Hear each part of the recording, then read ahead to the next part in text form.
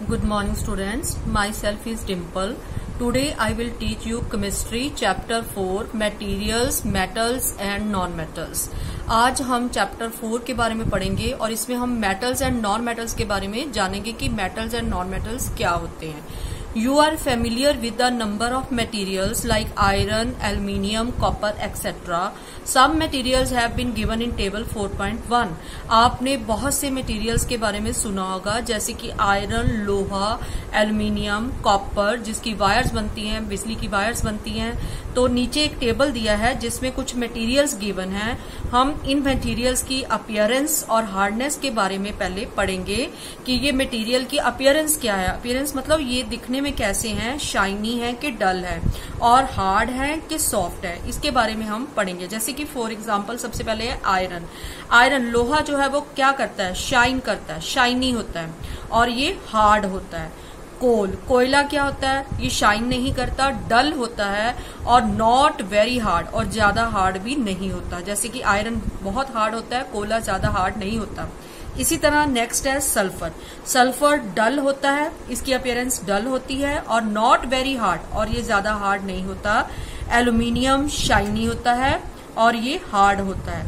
Copper भी shine करता है. आपने कॉपर की वायर्स देखी होंगी जिसकी बिजली की तारें बनती हैं कॉपर की, वो शाइनी करती हैं, शाइन करती हैं, शाइनी होती हैं और हार्ड होती हैं. तो इसमें हमने क्या चीज पढ़ी है कि जो आयरन है शाइनी और हार्ड है, एल्यूमिनियम शाइनी और हार्ड है, कॉपर शाइनी हार्ड है, कोल एंड सल्फर जो है वो डल और नॉट वेरी हार्ड, सल्फर डल और नॉट वेरी हार्ड. तो यहां से क्या शो होता है कि जो मेटल्स होते हैं, iron, aluminium and copper metals हैं. जो मेटल्स होते हैं वो शाइन करते हैं और वो हार्ड होते हैं. लेकिन जो non metals, coal and sulphur जो है वो नॉन मेटल्स हैं, और जो नॉन मेटल्स होते हैं वो डल होते हैं और हार्ड नहीं होते, नॉट वेरी हार्ड, ज्यादा हार्ड नहीं होते हैं. Can you name the materials which are metals. क्या आप मटीरियल्स का, कुछ मटीरियल्स का नेम बता सकते हो जो मेटल्स हैं. The rest of the materials in table 4.1 are non metal. Metals can be distinguished from non-metals on the basis of their physical and chemical properties. Recall that luster and hardness are physical properties. तो यहाँ पे इस table में मैंने आपको बताया कि कौन से मेटल्स हैं. इसमें मेटल कौन से हैं, iron, aluminium and copper, and जो रेस्ट हैं कोल एंड सल्फर वो नॉन मेटल्स हैं.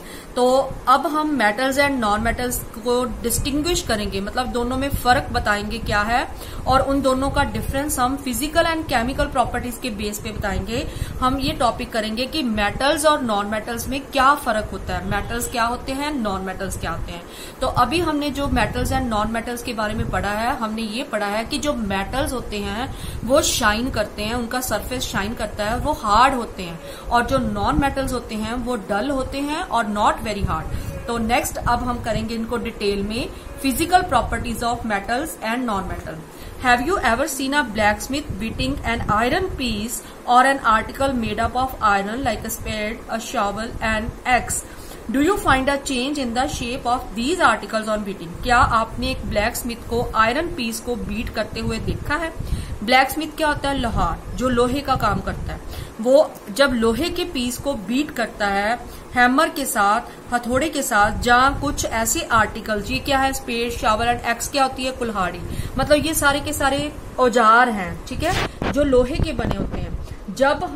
जब ब्लैकस्मिथ इनको बीट करता है तो क्या इनकी शेप चेंज होती है. Would you expect a similar change if we try to beat a wood log. और अगर आप एक लकड़ी को बीट करते हैं या लोहे को बीट करते हैं तो क्या आप इन दोनों में आपको कोई फर्क नजर आता है. तो इसका मतलब ये है कि जो मेटल्स होते हैं, जैसे कि अभी हमने ऊपर पढ़ा कि आयरन एक मेटल है, उनकी शेप को चेंज किया जा सकता है. जैसे कि आयरन को बीट करके लोहे की बहुत सी चीजें बन जाती हैं, ठीक है, उनको बीट करके उनको हम बहुत से ऐसे औजार बना सकते हैं लोहे के.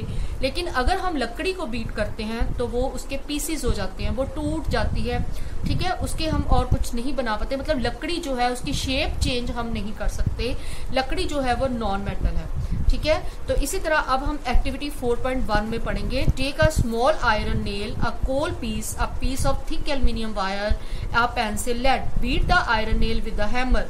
हमने इस एक्टिविटी में क्या लिया है, आयरन नेल, लोहे का कील लिया है, कोयले का एक टुकड़ा लिया है और एल्युमिनियम की एक वायर ली है और पेंसिल लेड लिया है हमने, पेंसिल के अंदर जो सिक्का होता है उसको लिया है। और अब हम क्या करेंगे, आयरन नेल को बीट करेंगे हैमर के साथ। Try to hit hard the aluminium wire also, aluminium wire को भी हम हिट करेंगे। Then repeat the same kind of treatment on the coal piece and pencil lead, record your observation. तो अब हमने क्या किया है इस एक्टिविटी में, हमने लोहे को बीट किया है, एल्युमिनियम को बीट किया है, और हमने साथ ही हमने एक और किसको बीट किया है, हमने इसमें एल्युमिनियम वायर, पेंसिल लेड, कोयले को और पेंसिल लेड को बीट किया है। तो हम क्या चीज नोट करेंगे इस टेबल में कि जब हम आयरन नेल को बीट करेंगे तो फ्लैट हो जाएगा, फ्लैटन्स हो जाएगा, मतलब उसकी शेप जो है वो चेंज हो जाएगी। जहां तो फ्लैटन होगी चीज जिसको हम बीट करेंगे, जहां वो ब्रेक डाउन हो जाएगी पीसेस में। तो जब हम आयरन नेल को बीट करेंगे तो वो फ्लैट हो जाएगा, कोयले के पीस को करेंगे तो वो टूट जाएगा, ब्रेक डाउन हो जाएगा, break into pieces. Aluminium wire को हम बीट करेंगे वो फ्लैटेंड हो जाएगी, पेंसिल लेड को हम बीट करेंगे वो ब्रेक इनटू पीसेस। तो इस एक्टिविटी से क्या शो होता है कि जो मेटल्स होते हैं उनको बीट करके फ्लैट हो जाते हैं वो, और उनकी हम बहुत सी चीजें जो हैं उनकी बन सकती हैं। लेकिन जो नॉन मेटल्स होते हैं उनको बीट करने से वो टूट जाते हैं, जैसे कि कोयला और पेंसिल लेड, उनको बीट करेंगे हथौड़े के साथ, उनके पीसेस हो जाएंगे, टूट जाएंगे। लोहे के पीसेस नहीं होंगे, एल्युमिनियम वायर के पीसेस नहीं होंगे, वो फ्लैट हो जाएंगे। तो इस एक्टिविटी से हमने मेटल्स एंड नॉन मेटल्स के बारे में और क्या चीज पढ़ी है कि मेटल्स वो मटेरियल्स होते हैं जिनको बीट करके उनकी शेप चेंज की जा सकती है, लेकिन नॉन मेटल्स वो मटेरियल हैं जिनकी शेप चेंज नहीं हो सकती, जिनको बीट करने से वो टूट जाते हैं। तो अभी तक हमने मेटल्स एंड नॉन मेटल्स के बारे में क्या पढ़ा है कि मेटल्स वो होते हैं जिनका सरफेस शाइन करता है और वो हार्ड होते हैं, जैसे कि आयरन, एल्युमिनियम, कॉपर। और नॉन मेटल्स वो होते हैं जिनका सरफेस डल होता है, जो ज्यादा हार्ड नहीं होते। अब हमने क्या पढ़ा मेटल और नॉन मेटल के बारे में, हमने कुछ इस एक्टिविटी में क्या पढ़ा है कि लोहा एंड जो एल्युमिनियम है वो मेटल है, इनको बीट करने से वो फ्लैटन हो जाते हैं, टूटते नहीं हैं। कोयला और पेंसिल लेड जो है वो नॉन मेटल है, उनको बीट करने से वो टूट जाते हैं।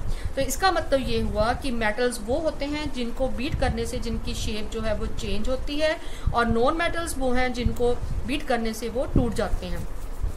You saw that the shape of the iron nail and the aluminium wire changed on beating.